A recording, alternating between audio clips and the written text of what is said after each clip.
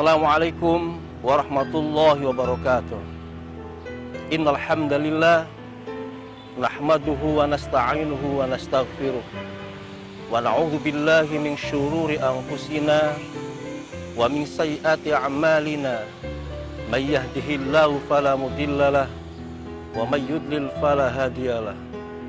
Asyhadu an la ilaha illallah wahdahu la syarikalah wa asyhadu anna Muhammadan abduhu wa rasuluh. Allahumma sholli wa sallim wa barik ala sayyidina Muhammad wa ala ali sayyidina Muhammad, amma ba'd. Wa qala ta'ala a'udzu billahi minasyaitonir rajim.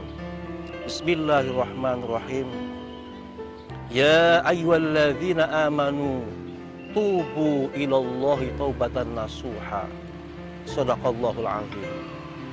Pemirsa RCTV Langkah Padane yang dimuliakan Allah Subhanahu wa taala, tidak ada kata yang paling pantas untuk kita ucapkan saat ini kecuali rasa syukur kita kepada Allah Subhanahu wa taala atas berbagai nikmat yang Allah berikan kepada kita, sehingga pada kesempatan yang mulia ini alhamdulillah kita semua masih bisa berkumpul bersama keluarga, berkumpul bersama anak-anak dan istri untuk bersama-sama menyaksikan Mutiara Kalbu RCTV Langkah Padane. Sholawat dan salam semoga senantiasa selalu tercurahkan kepada junjungan kita Nabi besar Muhammad SAW beserta keluarganya, para sahabatnya, para pengikutnya, termasuk kita semua sampai akhir zaman. Amin amin ya rabbal alamin. Pemirsa yang dirahmati Allah Subhanahu wa taala, beberapa tahun belakangan ini negara kita tercinta, negara kesatuan Republik Indonesia, selalu saja diuji oleh Allah Subhanahu wa taala dengan diturunkan berbagai macam musibah dan malapetaka yang menimpa beberapa saudara-saudara kita di berbagai daerah di seluruh tanah air. Mulai dari bencana tsunami, bencana gempa bumi, bencana banjir bandang, bencana angin puting beliung dan lain sebagainya. Akibat dari bencana itu tentunya dalam hal ini pemerintah kita tercinta dengan sigap untuk menangani akibat dari bencana itu. Tetapi yang terjadi adalah dari berbagai macam penanganan tersebut, yang satu musibah belum selesai penanganannya, muncul musibah yang lain. Musibah yang lain belum selesai penanganannya, muncul pula musibah-musibah yang lain, dan seterusnya. Inilah pada kesempatan yang mulia ini, barangkali sebagaimana terdapat di dalam Al-Quran bahwa sebagian dari musibah yang menimpa diri kita adalah tidak lepas dari dosa-dosa yang telah kita lakukan. Pada kesempatan yang mulia ini, izinkan kami akan menyampaikan dalam Mutiara Kalbu ini sebuah tema tentang mari kita bersama bertobat di bulan haram atau di bulan yang mulia, yakni di bulan Rajab ini. Pemirsa yang dirahmati Allah Subhanahu wa taala, secara bahasa tobat mempunyai makna kembali. Artinya adalah kita diwajibkan untuk kembali kepada Allah Subhanahu wa taala setelah selesai melaksanakan atau melakukan perbuatan-perbuatan dosa. Perbuatan dosa dari mulai dosa yang terkecil sampai dengan dosa yang terbesar, kita diwajibkan untuk bertobat agar dosa-dosa yang kita lakukan itu diampuni oleh Allah Subhanahu wa taala. Pemirsa yang dirahmati Allah Subhanahu wa taala, Allah berfirman dalam Al-Qur'an, A'udzu billahi minasyaitonir rajim. Bismillahirrahmanirrahim. Ya ayyuhalladzina amanu tubu ilallahi taubatan nasuha. Wahai orang-orang yang beriman, bertobatlah kepada Allah. Kembalilah kepada Allah dengan taubatan nasuha, dengan tobat yang benar-benar. Tobat yang bukan tobat yang main-main, tapi benar-benar serius bertobat serius kembali kepada Allah Subhanahu wa taala. Para ahli, para ulama-ulama kita banyak yang memberikan persyaratan tentang tobat itu. Bahwa paling tidak tobat itu harus memenuhi 3 syarat.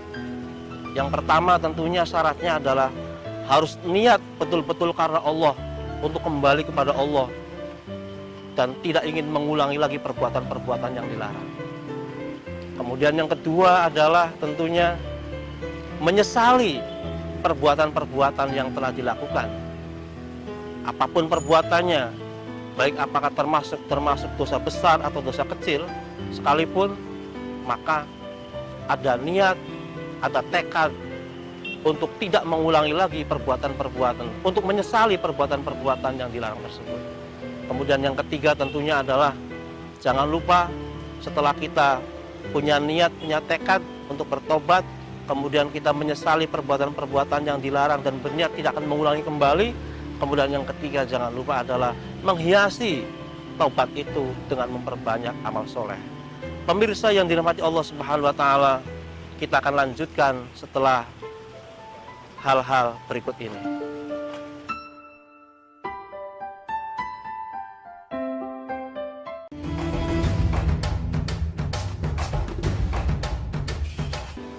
Pemirsa RCTV Langkah Padane yang dirahmati Allah Subhanahu wa taala. Lantas apakah Allah itu akan mengampuni segala dosa-dosa yang telah kita lakukan apabila kita mau bertobat? Jawabannya adalah pasti Allah akan mengampuni semua dosa-dosa yang telah kita lakukan apabila kita benar-benar mau bertobat. Saudara sekalian, para pemirsa yang dirahmati Allah Subhanahu wa taala, dalam sebuah kitab Riyadhus Shalihin yang biasa dibaca oleh para santri di pesantren-pesantren kita saat ini, dalam bab taubat ada hadis Rasul sallallahu alaihi wasallam yang menjelaskan bahwa innallaha azza wa jalla yaqbalu taubatal abdi ma lam yughargir.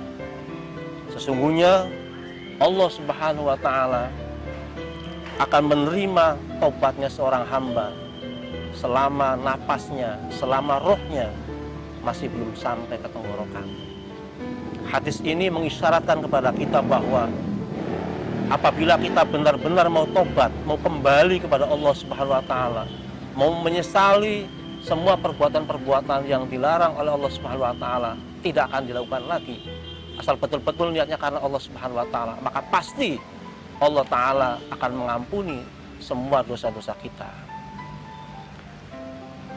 Di dalam hadis yang lain, kita juga pernah mendengar sebuah kisah yang sangat populer di dunia pesantren. Kisahnya berdasarkan hadis dalam sebuah kitab Riyadhus Shalihin tentang bagaimana perjalanan seorang pembunuh yang kemudian dia bisa diampuni oleh Allah Subhanahu wa taala karena dia mau bertobat dengan tobatan nasuha, dengan tobat yang betul-betul. Di dalam hadis yang nomor 20 ada hadis yang diriwayatkan oleh Abi Sa'id bin Malik bin Sinan Al-Khudri radhiyallahu anhu bahwa Nabi Muhammad SAW pernah menceritakan bahwa dulu pada zaman Bani Israel ada seorang pemuda, ada seseorang yang mempunyai dosa yang sangat besar, pernah membunuh 99 orang.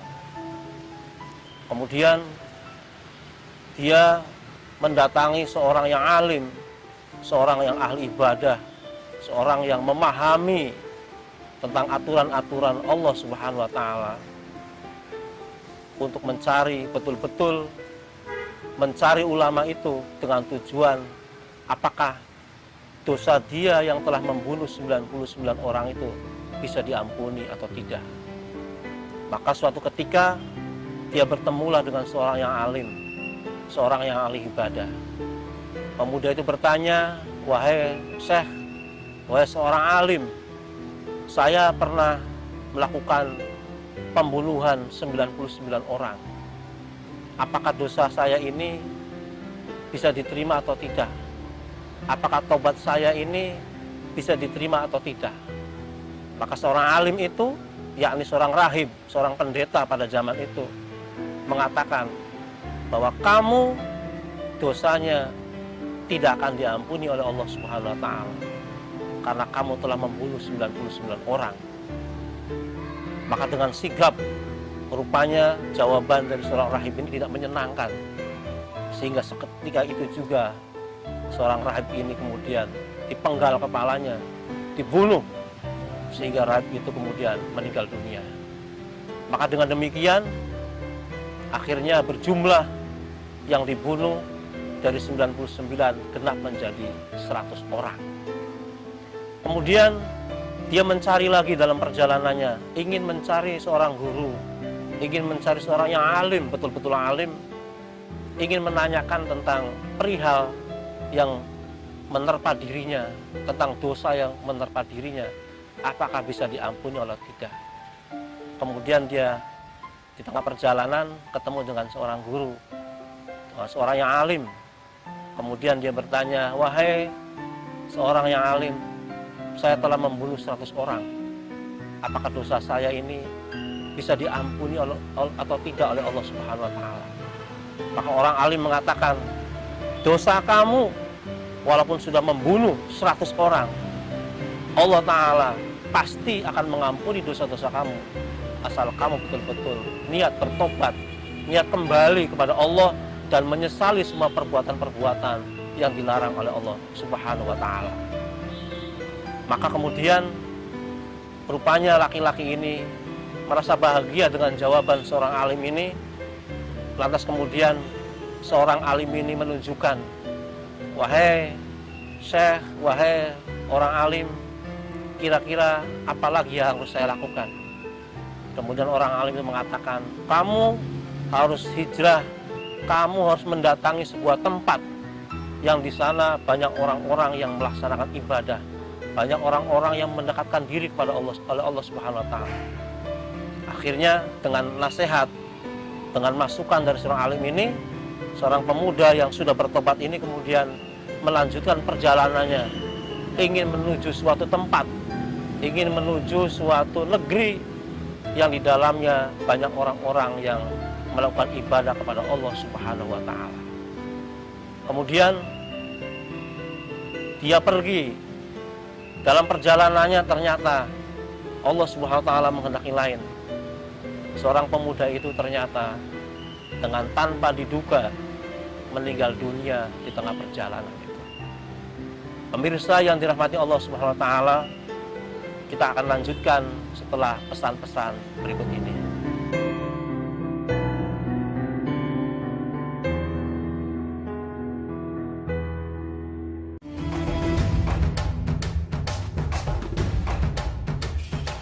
Pemirsa Mutiara Kalbu yang dirahmati Allah Subhanahu wa taala.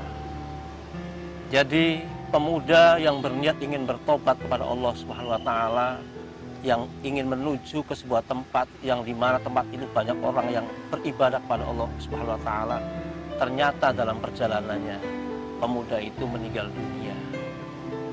Kemudian dalam hadis itu diceritakan bahwa malaikat, antara malaikat rahmah dengan malaikat azab itu berselisih pendapat tentang permasalahan bagaimana nasib si pemuda yang membunuh 100 orang itu yang telah bertobat. Apakah pemuda ini nanti diampuni dosanya oleh Allah atau tidak? Apakah pemuda ini nanti bakal masuk surga atau masuk neraka? Apakah nanti pemuda ini nanti di akhiratnya akan mendapatkan rahmat atau akan mendapatkan siksa dari Allah Subhanahu wa taala? Perdebatan antara kedua malaikat, malaikat yang bertugas memberikan rahmat dan malaikat yang bertugas menyiksa ini berdebat sampai berlarut-larut. Akhirnya dengan izin Allah Subhanahu wa taala, Allah mengutus seorang malaikat yang berwujud seperti manusia untuk menengahi perdebatan antara dua malaikat ini. Kemudian dalam nasihatnya, malaikat yang diutus oleh Allah Subhanahu wa taala ini memberikan jawaban pertengahan. bahwa penyelesaian dari masalah ini adalah harus diukur dulu. Cara mengukurnya adalah apakah pemuda yang meninggal ini jaraknya jauh dari tempat semula ketika dia berniat mau pergi, atau tempatnya lebih dekat kepada tempat yang akan ditujunya ketika meninggal dunia itu. Akhirnya mereka semua bersama-sama mengukur tentang jarak mana yang paling dekat antara tempat yang dituju atau tempat yang ditinggalkan. Dan setelah diukur, ternyata kematian pemuda itu lebih dekat kepada tempat yang dituju, yaitu tempat di mana orang-orang banyak melakukan ibadah kepada Allah Subhanahu wa Ta'ala. Akhirnya kemudian malaikat rahmat dimenangkan dalam perdebatan ini, dan dipastikan bahwa pembunuh 100 orang ini diampuni segala dosa-dosanya oleh Allah Subhanahu wa Ta'ala karena dia telah bertobat. Orang yang bertobat kepada Allah Subhanahu wa Ta'ala maka akan diampuni segala dosa-dosanya, dan dia akan bersih, dia akan suci kembali seperti anak yang baru lahir, walaupun dosanya itu adalah banyak. Pemirsa yang dirahmati Allah Subhanahu wa Ta'ala, berkenaan dengan itulah maka kemudian Kanjeng Nabi Muhammad Sallallahu Alaihi Wasallam itu senantiasa melakukan pertobatan dengan cara membaca istighfar. Padahal beliau adalah orang yang dijamin oleh Allah Subhanahu wa Ta'ala untuk masuk surga dan diampuni segala dosa-dosanya, tetapi beliau masih juga melakukan pertobatan. Di dalam hadis, Kanjeng Nabi pernah mengatakan bahwa wallahi inni lastaghfirullah wa atubu ilaihi fil yaum aktsara min 70 marratan. Bahwa Kanjeng Nabi pernah bersumpah, demi Allah, sesungguhnya saya meminta ampun kepada Allah Subhanahu wa Ta'ala dan bertobat kepada Allah Subhanahu wa Ta'ala setiap hari, tidak kurang dari 70 kali. Bahkan di dalam hadis yang lain dinyatakan bahwa Kanjeng Nabi Muhammad Sallallahu Alaihi Wasallam bertobat kepada Allah Subhanahu wa Ta'ala dalam sehari tidak kurang dari 100 kali. Ini maknanya apa? Maknanya adalah Kanjeng Nabi memberikan contoh kepada kita semua bahwa kita semua adalah makhluk yang berdosa. Kullu bani Adam khata wa khairul khata'in at-tawwabun. Setiap manusia, setiap bani Adam pasti pernah melakukan sebuah kesalahan, dan sebaik-baik orang yang bersalah adalah orang yang mau bertobat kepada Allah Subhanahu wa Ta'ala. Ini artinya bahwa sebesar apapun dosa kita, asal kita mau minta ampun kepada Allah Subhanahu wa Ta'ala, maka Allah pasti akan mengampuni semua dosa-dosa kita. Pemirsa yang dirahmati Allah Subhanahu wa Ta'ala, akhirnya dari cerita yang tadi disampaikan dapat diambil sebuah kesimpulan. Yang pertama adalah bahwa semua dosa yang kita lakukan, baik besar maupun kecil, besar seperti yang dilakukan oleh seorang pembunuh tadi, membunuh 100 orang, ternyata dosanya bisa diampuni Allah Subhanahu wa Ta'ala. Yang kedua adalah bahwa syariat kita menjelaskan bahwa siapapun yang berbuat dosa, maka kita dianjurkan agar segera melakukan pertobatan. Kemudian yang terakhir adalah larangan bagi kita untuk membuat orang lain berputus asa. Maksudnya adalah dari cerita yang tadi, ada orang bertanya tentang masalah tobat, apakah tobatnya diterima atau tidak. Dia mengatakan nggak diterima, berarti itu adalah membuat orang lain berputus asa. Maka dari hadis ini melarang kepada kita semua membuat statement, membuat sebuah pernyataan yang kira-kira membuat orang lain itu bisa berputus asa. Demikian pemirsa yang dirahmati Allah Subhanahu wa Ta'ala yang perlu saya sampaikan, mudah-mudahan bermanfaat. Wabillahi taufiq wal hidayah. Wassalamualaikum warahmatullahi wabarakatuh.